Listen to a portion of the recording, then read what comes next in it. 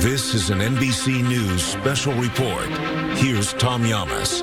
And good day. We are coming on the air with breaking news out of Florida right now. A federal jury has just handed down a guilty verdict in the trial of Ryan Routh. You may remember he's the man accused of trying to assassinate Donald Trump on his Florida golf course last September. The jury found Routh guilty on all 5 counts after deliberating for just over 2 hours. Those charges include attempting to assassinate a major presidential candidate, assaulting a federal officer, and several firearm violations. Routh had pleaded not guilty and faces the possibility of life in prison. He also chose to defend himself. As you'll remember, this incident happened just weeks after the unrelated attempted assassination of then candidate Trump at a campaign rally in Butler, Pennsylvania. I want to get straight to Aaron Chris, who joins us outside the courthouse there in Fort Pierce, Florida. Aaron, the evidence in this case was overwhelming. Hundreds of pieces of evidence, Tom, presented by the prosecution here in Fort Pierce, Florida, and that ultimately was evidence that the jury thought corroborated the accusations against Ryan Routh, enough so that they found him guilty on all 5 of the charges against him. And if we go through some of the charges here, the first charge, the most serious charge, was attempted assassination of a major presidential candidate. Obviously, then candidate Trump was golfing at his golf course in West Palm Beach on September 15th of last year when this incident happened. The second charge, possession of a firearm in furtherance of a crime of violence. The accusation was that Routh had a semi-automatic rifle, an SKS rifle, that was found in the tree line outside the Trump golf course. The third charge, assaulting a federal officer. That's in reference to the Secret Service agent, who spotted Routh and that rifle in the tree line, pointed through a fence, and the prosecution said that just by impeding in that officer's ability to do his job, that was tantamount to assaulting a federal officer. The fourth charge, felon in possession of a firearm and ammunition. Routh had been convicted of felonies in North Carolina several years back. And the fifth charge, possession of a firearm with an obliterated serial number. In several instances, prosecutors said the serial number on that rifle had been either pounded out or scratched through in some way, obliterated. And so the jury believed that all 5 of those things were true in offering this guilty verdict on all 5 of the charges. Routh presented a 55-minute closing argument here in front of the jury, one that was disjointed at points, was rambling at points, was repetitive as well. And during that argument, he tried to make the case that he did not have the capacity and the character to kill, and that he didn't have the intent to kill, and therefore couldn't be found guilty of that attempted assassination charge. He said, if you don't have the cold heart to make it happen, is that intent? Hard to believe the crime was there if the trigger was never pulled. All him trying to make the case to the jury that they should find him not guilty in this case. The prosecution, though, presented 38 witnesses over the course of 8 days with evidence about DNA having been found on parts of the weapon, fingerprints having been found on parts of the weapon. They went back through cell phone records and said that Ryan Routh was obsessed with trying to kill Donald Trump at that time, referencing 17 occasions when he did surveillance and reconnaissance of the golf club, and all that evidence, Tom, obviously at this point something that the jury thought was credible, finding him guilty on all 5 of the charges. Aaron, stand by for us because I want to bring in NBC national law enforcement and intelligence correspondent Tom Winter and Misty Maris, a defense attorney. She's also an NBC News legal analyst. Misty, I'm going to start with you. Besides defending himself in court, which is pretty much impossible to do and win your case, as we mentioned, the evidence was overwhelming in this case, including a confession letter, including the weapon that he used to fire on the president. They pretty much had everything, including eyewitnesses. Yeah, you had electronics, you had a digital trail, you had a witness who actually was able to get the license plate and make of the car, took a video of that. You had a tremendous amount of evidence in this case pointing right back to Routh. So it was a uphill battle for the defendant, even if there was an attorney who was representing him. Of course, representing yourself, that is a very, very difficult hurdle. The old adage, the person that represents themselves is a fool for a client. But I will say, Tom, from a prosecutor's perspective, it's a bit of a nightmare. And that's because you're dealing with arguments that really aren't embedded in the law. He was representing himself. He was cross-examining witnesses, making statements that are not evidence, but you still have to deal with them. The jury's going to hear them.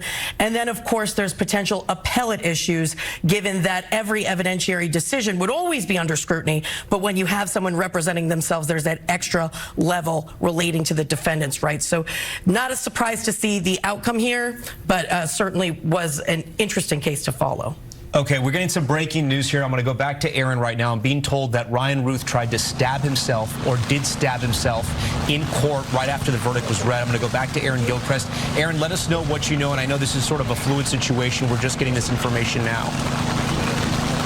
It is, Tom. We have several producers in the courthouse here trying to get eyes on exactly what's going on. I'm told that Ryan Routh tried to kill himself in the courtroom with a pen, that he tried to stab himself in the neck, and that's why his daughter started screaming. She was screaming during the verdict. She was screaming, "Dad, don't do anything. Dad, I'm going to get you out." She started cursing, apparently, at the judge in the middle of the courtroom as all of this was happening.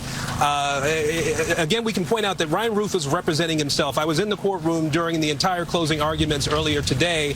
Ryan Routh seated at a table by himself with a big stack of documents, presumably with pens or pencils as well at that point. And so it seems as though as this day was wrapping up, he was able to grab a pen and try to stab himself in the neck with that pen, as I'm being told by our producers who were in the courthouse as the verdict was being read here. He, of course, marshals in the room tried quickly to restrain him. He was struggling against the marshals in there, and ultimately they were able to drag him out of the courtroom.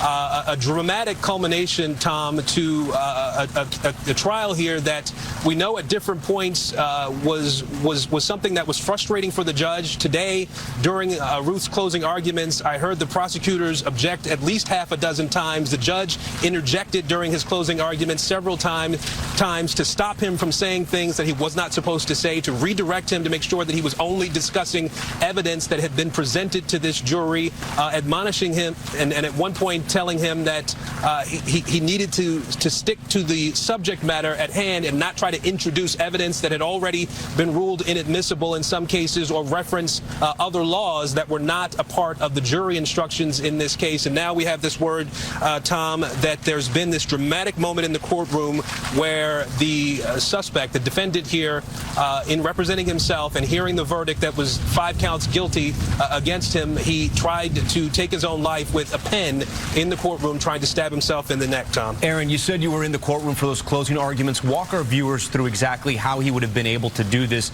I know you laid out a little bit of what you remember. Some of the sketches that we're seeing from inside court show him shackled up. I don't know if they're handcuffs. I don't know if he's shackled to the chair, what that is. This is the image that I was talking about right here. We put up for our viewers one of the sketches. Right. How far are the marshals from this table? So basically what I'm getting at is how much time would he had to grab that pen, stab himself in the neck before they got to him? So I think the sketch that you were seeing with him in shackles was from earlier on in the proceedings here.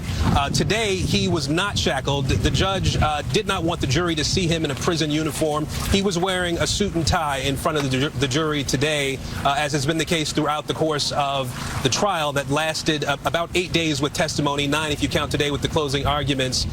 And in terms of the room layout, Routh was seated at a large table by himself. His standby counsel, the lawyers, the public defenders who were supposed to represent him, was seated at a little table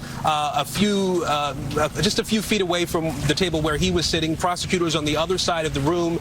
There were U.S. Marshals and court security in the room during this moment, and so it would have been really just a few seconds that it would have taken for court officers to be able to grab Routh. At this point, we don't believe that he was able to injure himself with that pen, even though he did sort of put it at his neck and try to stab himself with that pen. I'm told that there were a few stabbing gestures that were made in that moment, but none that were successful. And at this point, it seems as though order has been restored in the room, Tom. The U.S. Marshals have been able to remove Ryan Routh from the courthouse. Aaron, do we know if the jurors witnessed that as well? Did the jurors see that? Yes, this was in front of the jury. The judge was still reading the verdict and talking in the moments after this happened, and so the jury would have seen this, as well as Ryan Routh's family. We know that his daughter and his son were in the courtroom. We believe there was one other relative in the courtroom as well, sitting on his side in the back row. There were just 2 rows in the gallery, if you will, and those 3 people were seated in the corner nearest to the side of the room where Ryan Routh was seated. And as I said, Tom, it's being reinforced to me that she yelled out, the daughter yelled out as this was starting to unfold, "Dad, don't do it." And so obviously this dramatic moment in the courtroom here, not the ending that we would have expected or predicted, Tom. Yeah, Aaron, I know you're still gathering some information. You're talking to your producer there. We're going to come right back to you as soon as you have new information. I do want to walk through those moments, those dramatic moments inside that courthouse now with our panel here, Misty Maris and, of course, Tom Winter. Misty, I guess my question to you, my larger question is, should he have had some type of restraints on him, number one? Number two, how does this impact that judge in sentencing now, having witnessed this? Yeah, this is a dramatic twist in this case. So the judge has discretion about how to run that courtroom, how to keep him safe, as well as everybody else in that courtroom safe, and has to balance that against his rights as a criminal defendant and potential prejudice that could be imputed to him by seeing him in shackles during the course of that closing argument. So she's weighing all of those factors, ultimately concluding that there presumably wasn't a known safety risk and allowing him to proceed in that way. Now, of course, this incident, calling that into question, it certainly will impact sentencing. Remember, in order to represent yourself and in order to be a defendant in a courtroom, you have to be legally competent. That means you understand the nature of the charges against you and you can participate in your own defense. That relates to this phase of the trial. Now we're going into the penalty phase.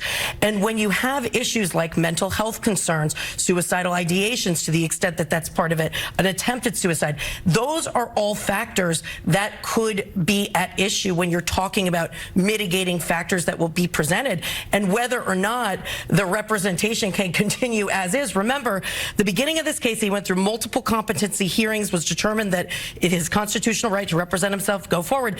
He has lawyers who were there for procedural purposes only, could not comment on those substantive issues.